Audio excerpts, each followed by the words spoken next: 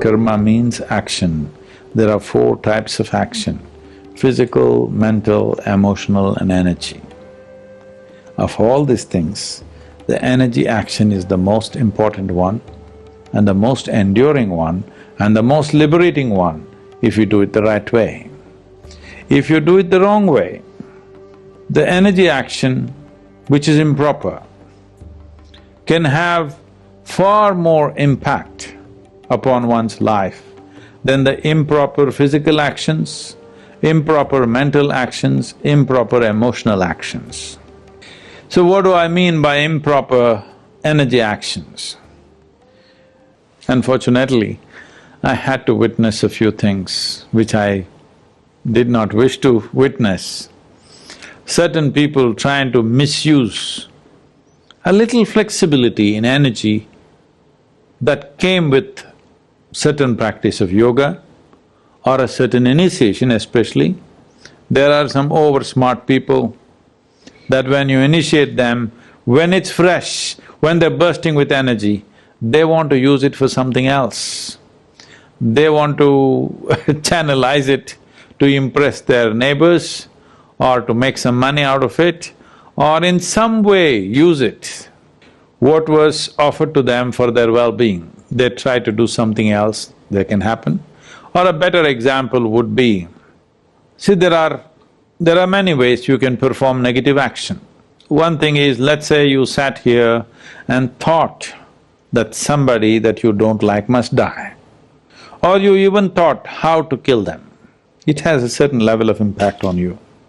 On another level, you had a thought, but not just a thought, the strong emotion. Now it has a much deeper impact upon you. You acted upon this thought and emotion and you actually performed the action, then it has a much deeper impact on you. Now, you understand that if you perform these actions, there may be consequences, so you found another way. You found somebody who will do certain type of energy action through which the person that you don't like will die. You've heard of words like black magic, voodoo, where people have learned to use energies to cause harm to someone else. Once you energetically try to influence somebody for some benefit of your own, now this will be the worst karma because the impact of this goes very deep into you because you're employing your energies to do this. This is the reason why even to initiate you into a simple process like Shambhavi, I am asking you to take this step of being a mother to the world so that you never misuse this, you see everybody as yours. Because enhancement of energies has to come with a profound sense of responsibility. Enhancement of energies has to happen with deeper dimension of inclusiveness. Without inclusiveness, if you use energy, this will be the worst karma. So, those of you who find some dramatic changes happening in your life because of initiations, you must take care.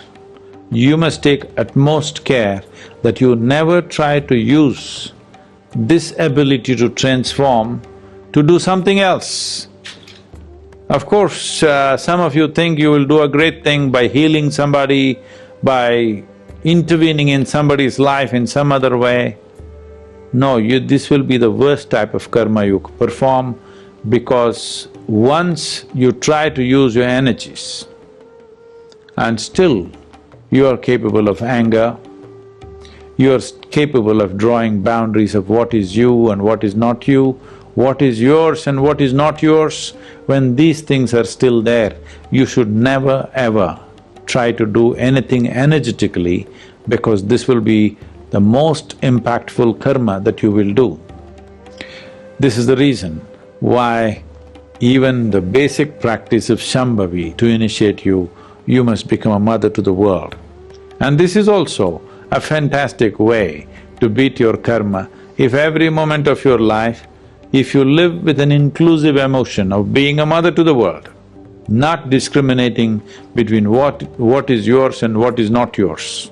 Right now you cannot help discriminating what is you and what is not you, but at least what is yours and what is not yours, if you take it away, you have solved the karmic puzzle 90%, believe me, 90%. Of all dimensions of karma, you have solved that puzzle. Remaining 10%, I am there.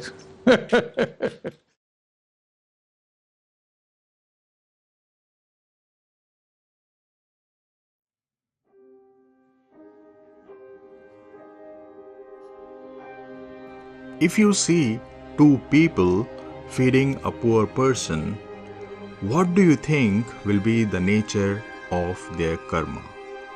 Will they be creating the same karma, or their karma would be different? No doubt their action is good, they are feeding a poor person. But the karma they generate, the karma they create through feeding this poor person will be different. How? This is what I'm going to talk about in this talk today. Karma is closely related to the state of your mind. It is related to the level of your consciousness. How conscious you are while performing an action will be the determining factor.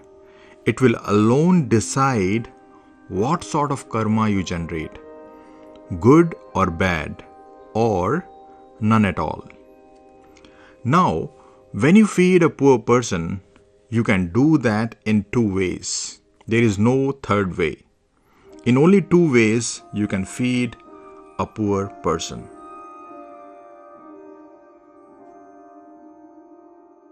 You can feed a poor person with a state of mind where you think that you are superior to him. He is simply a poor and helpless person, whereas you are endowed with worldly riches and you are helping this person. When you have such a state of mind, then you also want other people to see you feeding this person, so that they may think highly of you, so that they may know how kind you are, how generous you are. You want them to know that you are the very incarnation of love and compassion. So when you feed a person with this state of mind, you are just satisfying your own ego.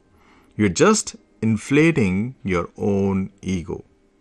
So this kind of act of feeding a person, instead of bringing you closer to your divine nature, pushes you farther away. Any action which inflates your ego takes you away from your divine conscious nature.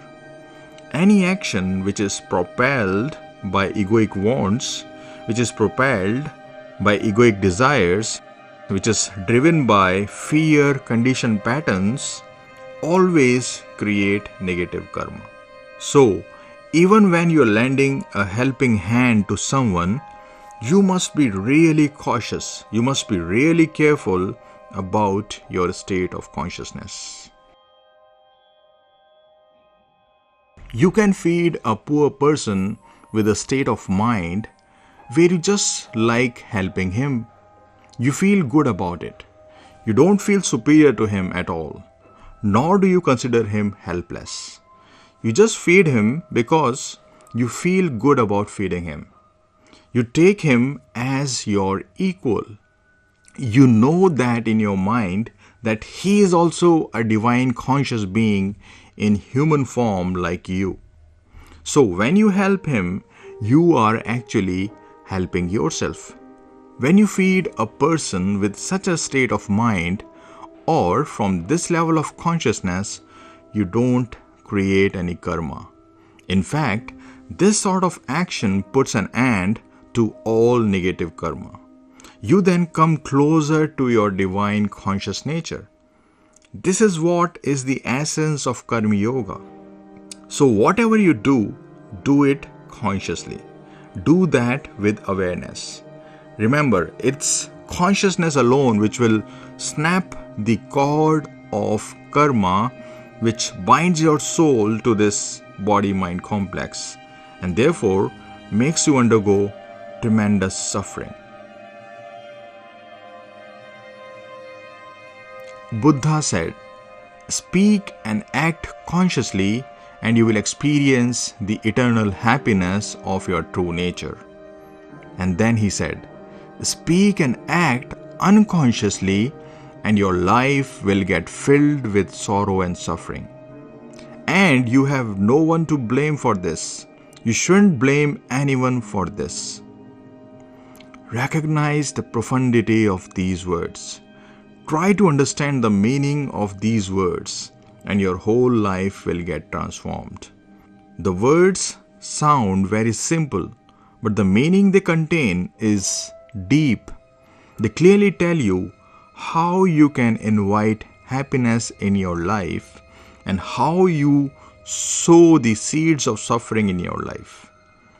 Think over these words, contemplate these words, live these words, and then discover your divine, conscious, blissful nature.